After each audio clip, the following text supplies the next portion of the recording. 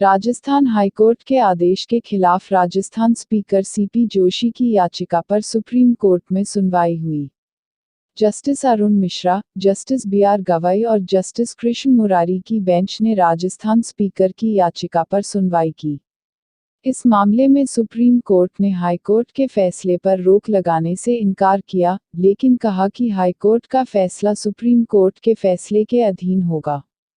High court कल फैसला सुनाएगा और सुप्रीम कोर्ट सोमवार को सुनवाई करेगा।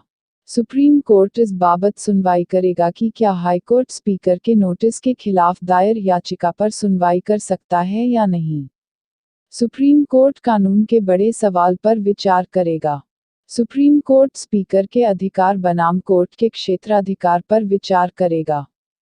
सुप्रीम कोर्ट में स्पीकर सीपी जोशी की तरफ से वकील कपिल सिब्बल ने कोर्ट में कहा, हाईकोर्ट स्पीकर को आदेश नहीं दे सकता, न्यायालय निर्णय का समय बढ़ाने के लिए स्पीकर को निर्देश नहीं दे सकता। जब तक अंतिम निर्णय स्पीकर द्वारा नहीं लिया जाता है, तब तक न्यायालय से कोई हस्तक्षेप नहीं हो सकता है। कपिल सिब्बल ने कहा, हाईकोर्ट का निर्देश वैध नहीं है। राजस्थान हाईकोर्ट का फैसला सही नहीं है। स्पीकर के फैसले से पहले कुछ भी होता है तो कोर्ट दखल नहीं दे सकता। अयोग्यता से संबंधित सभी कार्यवाही सदन तक ही सीमित होनी चाहिए। जब स्पीकर फैसला कर रहा है तो हाईकोर्ट आदेश जारी नहीं कर सकता। कोर्ट में जस्टिस अरुण मिश्रा ने पूछा, जब अदालत के समक्ष कार्यवाही लंबित है, तब स्पीकर द्वारा विधायक को अयोग्य ठहराए जाने या निलंबित करने पर भी अदालत हस्तक्षेप नहीं कर सकते। इस पर कपिल सिब्बल ने कहा, हाँ, लेकिन केवल तभी जब स्पीकर अयोग्य ठहराते हैं या निलंबित करते हैं। 10वीं अनुसूची के पैरा 6 में स्पष्ट रूप से कहा गया है कि स्पीकर का निर्णय अयोग्यता कार्यवाही में अंतिम है।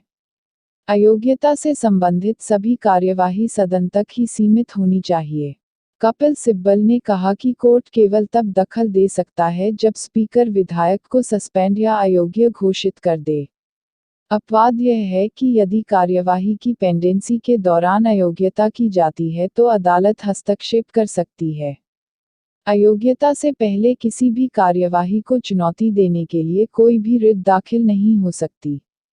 कपिल सिब्बल ने कहा कि हितों का फैसला साफ कहता है कि नोटिस के स्टेज पर कोर्ट दखल नहीं दे सकता है। इस स्टेज पर कोई सुरक्षात्मक आदेश नहीं दिया जा सकता। जस्टिस मिश्रा ने सिब्बल से पूछा, क्या आपको हाईकोर्ट ने इस पॉइंट पर नहीं सुना? आप ये बताइए कि किन आधारों पर हाईकोर्ट के फैसले को चुनौती दे रहे हैं। कपिल सिब्बल ने हाल के सुप्रीम कोर्ट के फैसले का हवाला दिया, जिसमें स्पीकर को एक उचित समय सीमा के भीतर निर्णय लेने के लिए कहा गया। कपिल सिब्बल ने कहा, हाईकोर्ट का आदेश सचिन पायलट और अन्य 18 विधायकों को प्रोटेक्ट करता है। हाईकोर्ट इस स्टेज पर प्रोटेक्शन का आदेश जारी नहीं करता। सिब्बल ने विप के पार्टी मीटिंग के नोटिस को पढ़ा। जस्टिस मिश्रा ने कहा, यह स्पीकर से संबंधित नहीं है क्योंकि ये पार्टी की मीटिंग है। पार्टी की मीटिंग के लिए विप ने जारी किया। कपिल सिब्बल बोले, ये लोग विधायिका बैठक में शामिल नहीं हुए और अपनी ही सरकार को अस्थिर करने की साजिश रच रहे थे। वो हरियाणा चले गए और आज तक को बयान जारी किया। यह स्वैच्छिक तौर पर सदस्यता छोड़ने के समान है।